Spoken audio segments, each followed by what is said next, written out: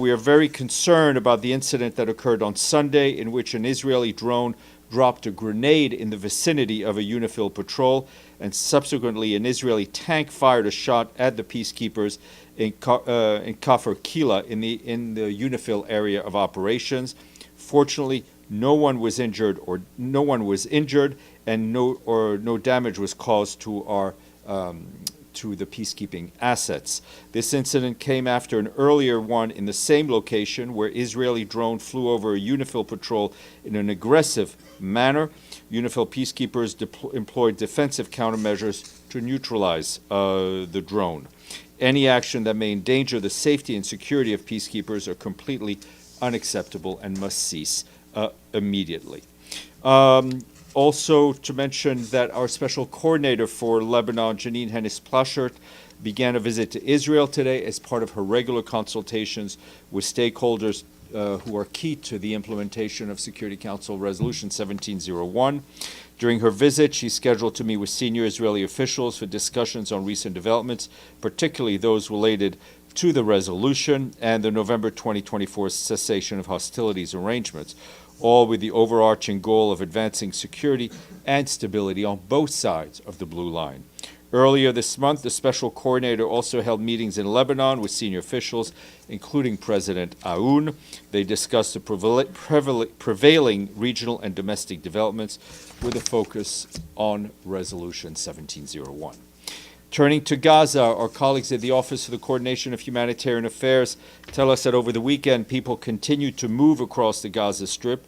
Since the ceasefire, more than 470,000 movements of people have been recorded towards the north. Families are trying to return to their destroyed homes. Through many structures are unstable and unexploded ordnances pose a very grave risk. Our partners tell us that water, food, and essential services are still desperately needed. Meanwhile, aid continues to enter the Gaza Strip. Between Friday and Saturday, more than 300 truckloads were collected from the Palestinian side, mostly from Karim Shalom Abu Salam crossing. The aid in these trucks included thousands of pallets of wheat flour, supplies for hot meals, canned food, as well as rice. The supplies also included diapers and jerry cans, as well as hundreds of pallets of health supplies such as medical equipment and medicine. Tarp, tents, and winter clothes also entered the Gaza Strip. While we don't yet have a date on the cargo collected on Sunday, I can tell you that hygiene kits, shelters, supplies, and postpartum kits entered Gaza. Additionally, yesterday, our colleagues at the UN Office for Project Services distributed some 329,000 liters of diesel, and that was to support health, food security, telecommunications, and other critical humanitarian operations. As of Sunday, our partners are working with 170 community kitchens, delivered more than 1 million hot meals, mostly in Gaza, with 15 UN-supported bakeries producing tens of thousands of loaves of bread in Deir el-Balah and Khan Yunis in Gaza City. Community kitchens and shelters across hundreds of sites are distributing bread for free to those who need it.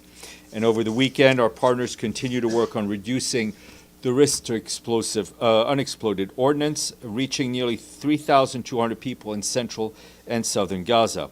This is increasingly important as people are on the move. Overall, since October 7th, 2023, humanitarians have recorded 150 explosive ordnance incidents, which led to casualties, including among children. For the West Bank, OCHA tells us that since the olive harvest season started on October 9th, more than 85 Israeli settler attacks on farmers and their land have reportedly disturbed harvesting. These incidents have resulted in the injury of more than 110 Palestinians and the vandalization of over 3,000 trees and saplings across 50 villages in the West Bank. Last week alone, 17 attacks were recorded in 14 towns and villages, mostly around in the Ramallah governorate.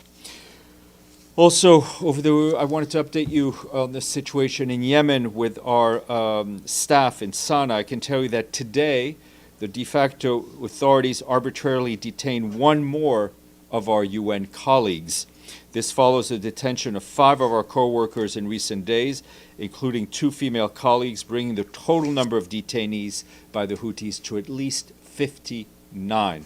And as you know, some of them have been held for years. We reiterate our strong condemnation of their continued arbitrary detention by the Houthis.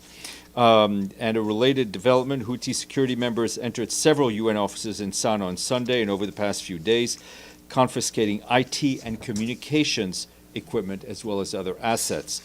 We continue to call for the immediate and unconditional release of all personnel from the UN, from NGOs, civil society, and diplomatic missions. They must be respected and protected in accordance with applicable international law.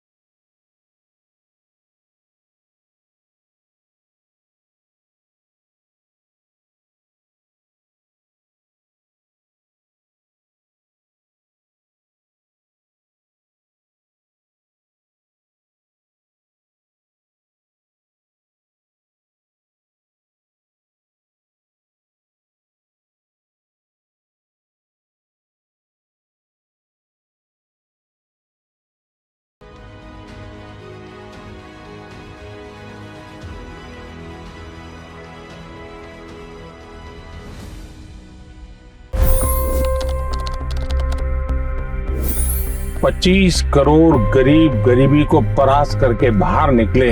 For the good of our nation, let's work together and let's truly make America great again. The fastest news breaks. Requested PM saying that look, you will have to speak to Putin and to Zelensky. The biggest news makers. The relationship with India is probably the most important bilateral relationship the U.S. will have for the rest of this century. The capital delivered quite an election result today. Expert analysis. The million-dollar question today is how to stop this dance of death. Ground reports. I'm standing at the crossroad of the Kumbh Mela. Behind me are more than 100 entry guards.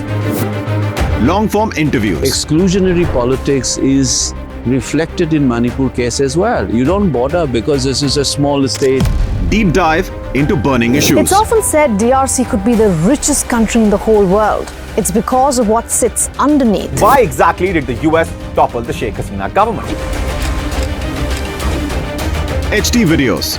We don't just break news, we break it down.